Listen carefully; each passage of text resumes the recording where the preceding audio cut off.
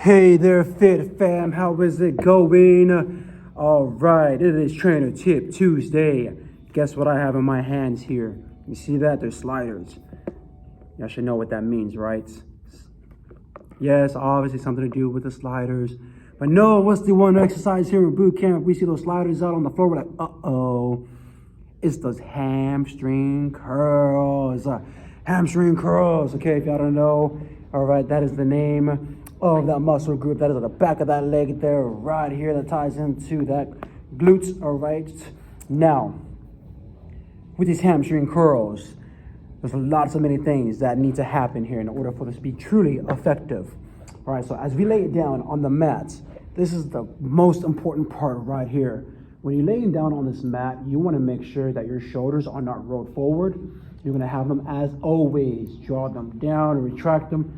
You can actually pin them to the mat to where if you bring your toes up, as you see mine right here, you should actually feel some pressure with your back digging into the mat. You should almost like slide forward.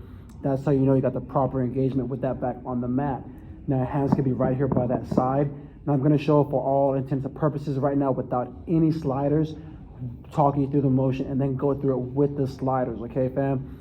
So once you start and initiate this exercise, you want to make sure that these feet are going to be about either shoulder width apart or just slightly outside the hips, okay? That's where you get the most engagement of the hamstrings and the glutes at the same time. It's also important to remember that when you're doing these, the toes have to stay up. The reason why you stay on or keep the toes up and stay on the heels is dig, okay? Dig, like you want to dig a hole in the mat with those heels. You're really going to drive them down to raise those hips.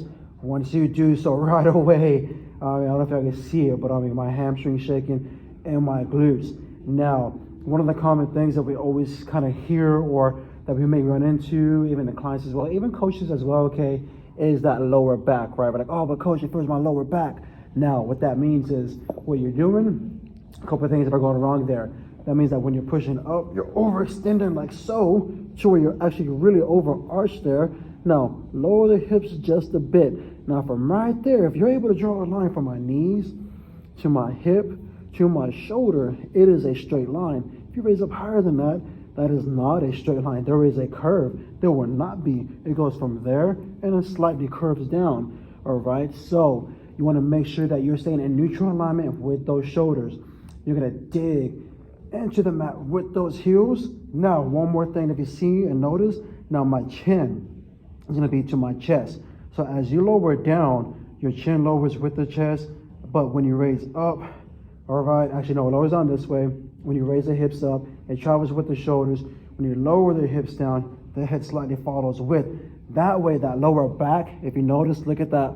There is no arch in that lower back. What that means is the core is engaged, meaning that my hips are neutral, meaning that there will be no lower back issues as I come up and press through the heels and engage those hamstrings and glutes. Again, if you notice again, my hips are going to be in line through my knees there. Now for the hamstring curl, you got to really focus on using the hamstrings. But again, the cue is dig those heels into the mat. All right, now it's time to try out with these bad boys. Oh, these sliders. All right, so again, set up, place the heels on sliders. All right, make sure we're in view here. Now, lay down the mat there, making sure the shoulders are going to be dug into the mat, my chin to that chest. Now, I know with these sliders, it may be a little tricky to kind of set up at first, but what I would do is you notice I kind of like moved them halfway within my arches there, so the top of my feet will actually stabilize me.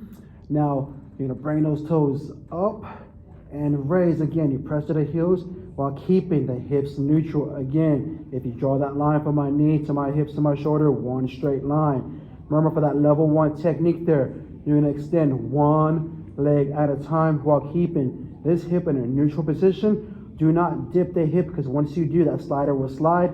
You disengage. Exercise must be reset. So again, you press up through those heels to raise the hips, keep them neutral. How do you know it's neutral? From right here, you're ready, feel your glutes on fire, already tight. Again, with that single extension there, You're gonna drive and drag that heel into the mat and feel that tension right there in that hamstring. Whew, give me a rest there. Man, I'm telling you, those hamstring curls, they are not fun, right? Whew, we gotta get them down. Gotta get them down. So, level 1. Now, level 2. Let's go, coach. You got this. Sometimes even us coaches gotta hype ourselves up.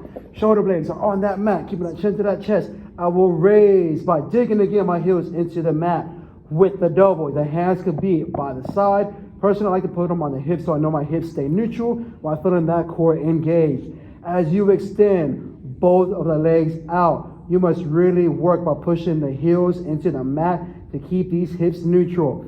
Toes are up in this position. Right here, you feel the hamstrings and really pull to the mat there to feel that hamstring. All right, it will contract. It's right there below that kneecap. It kind of feels like a cramp, but it's not. I promise. It is the hamstrings doing the work there. See my face? Oh, man. All right, so again, those cues are very important with these hamstring curls. The only way you're going to engage these hamstrings if you really actually dig the heels into that mat, even as you raise up in that brisk position.